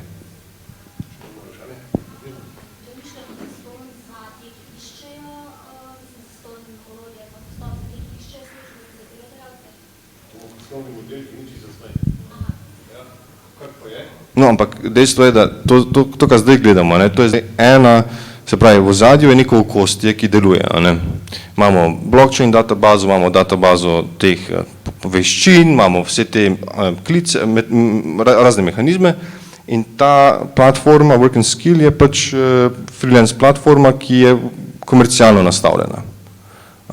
In na podlagi tega želim samo omeniti, da se za sleherni use case lahko pač to okostje v ozadju prilagodi. Ne. In to smo zdaj mi razvili kot komercialno, ne, ki ima poslovne modele, ki pač niso, tako kot je rekel Tadej prej, mislim, da ne odkrivamo tople vode in pač sledijo ustaljenim praksam glede freelance platform od provizij in naprej.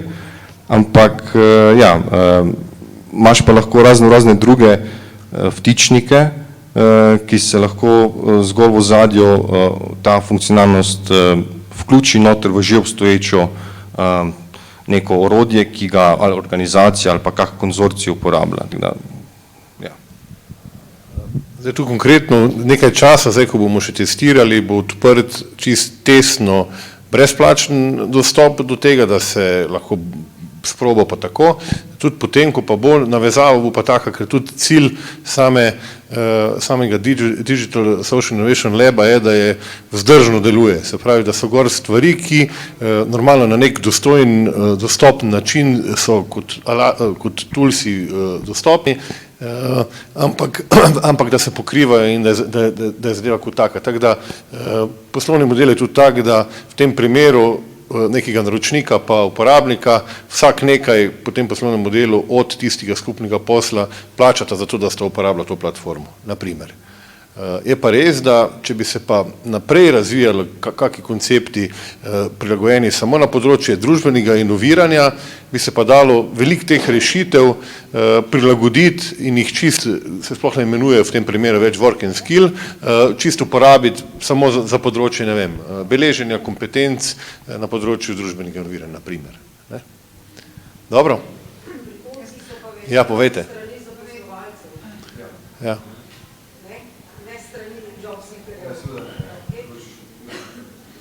Če je nek job seeker v sistemu, pa da s tem nadgrajuje svojo kariero, ne, mislim, da bomo tako, da ti kot iskalec dela, na začetek te ne okromimo. Na začetku ne.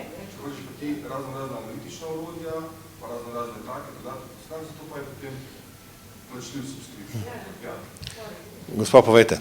Ja, skozi različne projekte ljudje dobivamo in dobivajo različne certifikate. Naprimer današnji, kot smo ga prejeli. In tega se prvič nabere, ampak enostavno to ni vidno. Da je nekoga mladega ali pa tudi te, ko so vključeni projekte, pa če dobijo certifikate, da bi nekako tisto znanje, ki so ga pridobili, da bi bilo tudi vidno, razvidno. Točno, prav ste razumeli, ja. Prav ste razumeli, ja.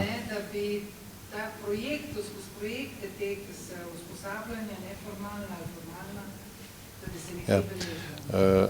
Bošti? Ne bom to že kao šti povedal, ampak jaz se strinjam popolnoma z vami, pa še eno stvar bi dodal, certifikati so ploski, so enodimenzionalna listine.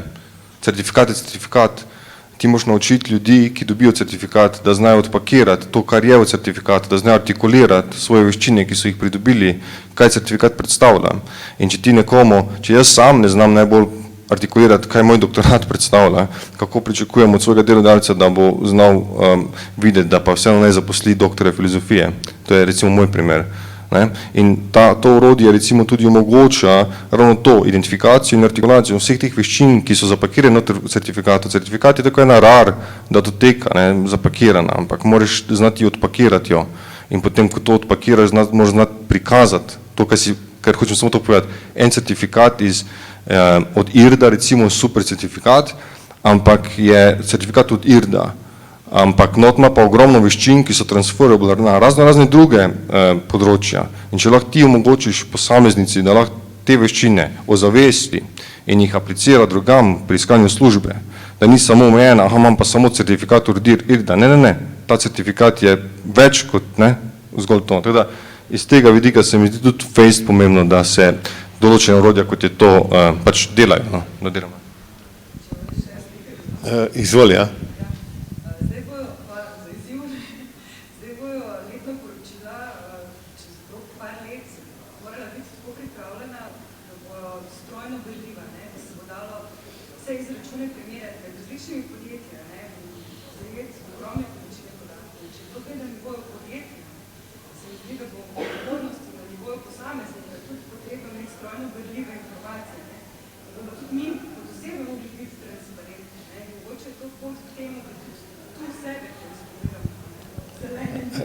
No, to je točno to, ker in še en korak naprej je, do zdaj so ponavadi naša podjetja imela te podatke v nas, centralizirano. In ko so, naprimer, dobivali neki posel, so podjetja z nekimi referencami teh inženirjev, ki jih imajo, projektov, ki si jih naredila, bidala posle. Ko je ta inženir potem si hotel poiskati neko svojo zaposlitev drugje, če se nič izredno zmenil, pa dobil priporočilo, je šel ven.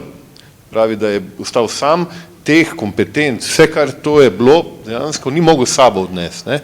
To, kar ste, gospod, pravilno omenili, zdaj so se začele uporabljati, mi jim rečemo digitalne denarnice, to je prostor v digitalnem svetu, kamor daješ, in to je osebna tvoja digitalna denarnica, daješ te digitalizirane certifikate, in ki jih imaš potem seveda pri sebi. Te platforme, ki nastajajo, so take, da jih lahko začneš potem, kot je Alen povedal, komunicirati navzven. In kot prijatelj, dober iz Velenja, Erik Kapfer, tudi precej na tem področju aktiven, pravi, da si predstavlja v parih letih v prihodnosti, da se bojo pogovarjale, naprimer dve podjetji, ko se bodo združevale, o tem, kakšne kadre pa kakšne kompetence imajo, tako da se ne bo ta več direktorja usedla, pa si to razlagala, ampak da bo ta nabor teh digitaliziranih kompetenc, verodostojnih ene firme z drugo firmo, se pogovarja pa vmes AI, pa bo rekel, zdaj pa iz teh dveh ekipov prihaja to. Tako da to smer gre, to so pa prvi koraki. In mislimo, da bi jih lahko tu na področju, v katerem govorimo, zelo dobro začeli izkoriščati, uporabljati in predvsem vplivati tudi na čisto konvencionalna podjetja. Predstavljajte si, da bi začela tudi ona notranje uporabljati take korake, in kaj to pomeni najprej za podjetje. Vemo, ko si tržno ceno išče, seveda jo daješ, koliko imaš kapitala, koliko si projekta, koliko si obrata, nikdar pa ti nisi mogel res dobro, verodostojno reči, moji zaposleni z njihovim trustom znanja, kompetenco pa vredni toliko. Tu potem prihajaš k temu, da lahko do tovrstnega vrednotenja prideš. Mi se tudi pogovarjamo z večjimi zadružnimi, evropskimi zvezami, znotraj zadrug kot takih, vemo, da je zelo pomembno, koliko si zaupajo, koliko si priznavajo, pa koliko potem, ker ponavadi tudi vežejo na dejansko znanje, ki ga imajo, tudi si vežejo ne samo plače, ampak udeležbo potem pri delitvi ali dobičkov ali dodane vrednosti, tako da v tej smeri. Da ne bomo predolga, bomo na hitro preletela še ta drugo prezentacijo, če bi jo lahko mogoče dala, to je pa tisti ta drugi zavihek, ko je bil PowerPoint odprt na tvojem računalniku. To je pa aplikacija Idea Factory Managementa. Mislim, da je precej podobna, že prej predstavljeni, mislim, da je gospa iz Prizme omenjala, da ste na enem projektu imeli, ali je to bilo pri participativnem proračunu, ali je bilo Cirus, pardon, Cirusi. Imamo težavo s temle. Tale rešitev je bila zanimivo v osnovi razvita najprej za potrebe Raiffeisen, tudi danes že omenjene banke v Švici. Oni imajo ogromno zaposlenih in so imeli težavo, da so imeli šum pri tem, da bi njihove iniciative na prav način lahko prihajale po vertikali do vodstvenih odločevalcev in da bile potem tudi na prav način obdelane in so se oni odločili, da bodo naročili podjetju Evasoft to rešitev. Mi smo zdaj, prihajajo tudi v Slovenijo, se dogovorili, da bo zdaj v tej zopet pilotni fazi lahko se kot taka uporabljala v sklopu naše platforme, ima pa zopet neke možne izvedbe, zanimive, z nekimi dodatnimi potrebami jo lahko po istem konceptu seveda uporabiš tudi na mogoče malo drugih področjih, ne samo, da iščeš družbene inovacije. Seveda, ko velika podjetja ali pa ko velike organizacije iščejo neko strategijo ali pa neko pot za naprej, je idealno, če pri tem lahko slišijo pa vključijo čim bolje svoje ali zaposlene ali člane organizacije. In primer je, to je zgooglan podatek, v primeru enega podjetja, kaj je to pri njih pomenilo v praksi. Da ko so začeli v portugalskem Telekomu bolj engageati in vključevati zaposlene pri koncipiranju, inoviranju, predlaganju, potem vključevanju njihovih idej, kaj se je to čist fizično na letni ravni predstavilo pri rezultatih samega podjetja. Mislim, da je 38 milijonov povečanih poslov samo v enem letu. Se pravi, da pridemo na konci tudi do denarja, ampak če ostajamo v nekih poljih ali nekega družbenega inoviranja, se seveda vemo, kaj je, če ta prava orodja uporabimo, pri tem, ko vključujemo večje število ljudi na področju inoviranja in dajanja pobud. Seveda, zopet tehnologija, hitrejši pregled, evalvacijo, jemanje na tisočih različnih lokacijah, na tisoče iniciativ in seveda potem sodelovanje in fokusiranje na tiste nosilce inovacij, ki pa mogoče izstopajo. Povečevanje sodelovanja, bolj sistemski pristop pri inoviranju in seveda z lahkoto predlagati, pa potem tudi z lahkoto ugotoviti, ali je ta inicialna ideja tukaj dobra, da gre naprej ali ne, se pravi, da vključuje tudi ena orodja, v katerih potem, ko množica posameznikov predlaga različne iniciative, najprej administratorsko, lažje administrator odbere tiste, ki imajo smisel ali pa ki so v fokusu, lahko tudi administrator neka področja odpre, pa odpre polja potem inoviranja, potem se seveda te oddajo, se vložijo, se potrdijo, so potem v obravnavi, tam je potem orodje omogoča zelo dobro, da nastane nek gros podidej, se pravi, lahko se vključijo zraven dodatno, lahko potem tudi z nekimi dopolnitvami prispevajo, lahko pa se zgrozdi, pa nastane čisto nova. Seveda se zglasuje in se debatira v njej in en dober potem pristop tudi za samo analitiko, pa za sam pregled celega procesa. Pripravljena je tako, da potem seveda na vseh različnih od osebnih računalnikov, telefonov in tabličnih deluje. Zaradi tega seveda je zelo kot as a service zelo dostopna in seveda po teh izkušnjah, ki jih imajo čisto konkretno gor v Švici, zelo dobro sprejeta.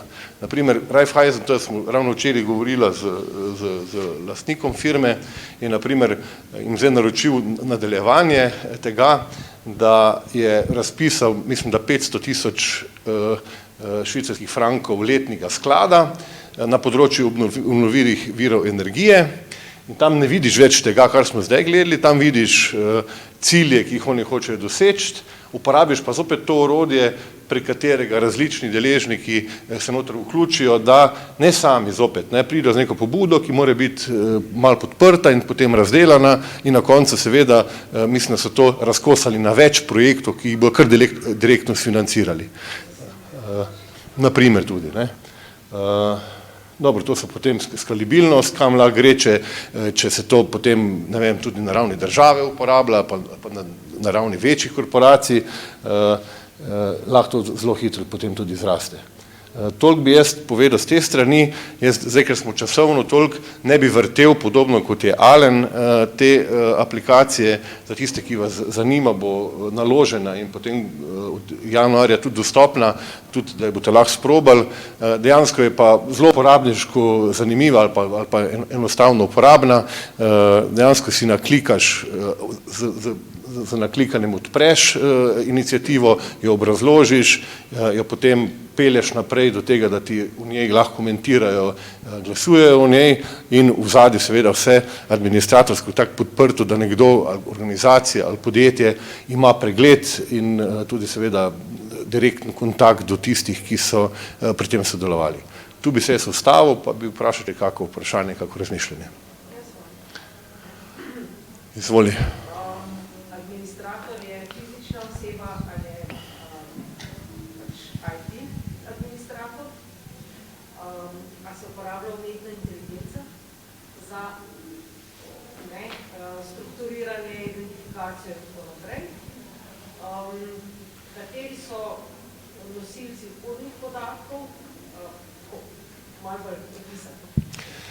Zdaj, AI se še ne uporablja, lahko se pa kadarkoli takrat, ko začnejo podatki se vrteti. Se pravi, če tam potem na nekih tisočih različnih iniciativ, lahko, ko začneš te podatke meriti, lahko začneš potem tudi smiselno uporabljati. Nima pa še aplikacije tega noter. Administrator, ki zdaj pregleduje, pa to v osnovi je fizična oseba. Ni še robota, ki bi zdaj kar odbiral, pa ven meral pa to. Mogoče potem, če bi funkcionira nekaj časa, lahko tudi se to. Kaj je bilo pa tretje vprašanje? Kako? Ja, vhodni podatki so pa... Ja, ti normalno argumentiraš zaenkrat z fotografijo, z opisom, z potem komuniciranjem, ni še v VR-u, ni še tega dela predstavnostnega, se pa da v to smer potem tudi nadgraditi, zaenkrat je tu, tako da, ja, upam, da je bilo to zadovoljivo. Še kakšno vprašanje? Okolikor ni, bi se vam je zahvalil, pa vrnil mikrofon tebi, Tanja, da zaključiš. Hvala, Tadej. In hvala vsem za potrpežljivost, za sodelovanje. Se mi zdi, da smo naredili en lep krog. Kot rečeno, to je kompetenčni center v nastajanju in veliko bo odvisno tudi od vašega sodelovanja. Tako da se priporočamo, da nas spremljate še naprej, da se aktivno vključujete in tudi, da mogoče svoje ekosisteme povabite oziroma naslovite na enega od naslednjih 3 dogodkov, se pravi 14. decembra v Kranju, potem januarja v Kopru in februarja še v Impact Hubu v Ljubljani. Vse te informacije so tudi dostopne na spletni strani, sicer ne projekta SID, ampak projektna spletna stran centra Nordung ta trenutek, sicer pa če ste na naši mailing listi, pa tudi jaz pošiljam opomnike. Tako da najlepša hvala za danes v preddverju, oziroma mislim, da bodo naše gospe kmetice prinesle zakusko tudi noter. Spodbujam pa, da se mogoče pogovarjate še naprej in se vidimo na kakšnem od naslednjih dogodkov. Hvala.